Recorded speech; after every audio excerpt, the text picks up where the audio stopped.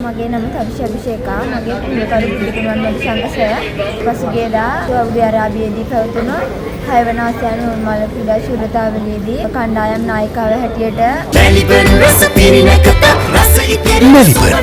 ඉතිරෙන නැකතක් මේ රට සීසවේ රන් පදක්කම ලබා ගැනීමේ වගකීම මට පැවරුණා. නමුත් එම රටෙහි පැවති දේශගුණික තත්ත්වය මත කාර්ය ගොඩක් දුෂ්කර වුණා. ඒ වුණාට මගේ කණ්ඩායමේ පුහුණුකරුවන් වගේම කළමනාකරුවන් වගේම කණ්ඩායම් වාර කාන්තා නිලධාරිනිය වගේම කණ්ඩායමේ සහෝදර සහෝදරියන්ගෙන් මට ලැබුණු සහයෝගයත් එක්ක මට පුළුවන් වුණා මේ රට සීසවේ රන් පදක්කම වගේම සහයේ නවයුන් තරඟ වාර්තාවක් පිට වූ කණ්ඩායමේ සමාජිකාවක් විදිහට කීර්තියක් ශ්‍රී ලංකාවට අරගෙන දෙන්න. ඒ වගේම මම මගේ ආදරණීය දෙමාපියන් මේ අවස්ථාවේදී මතක් කරන්න ඕනේ.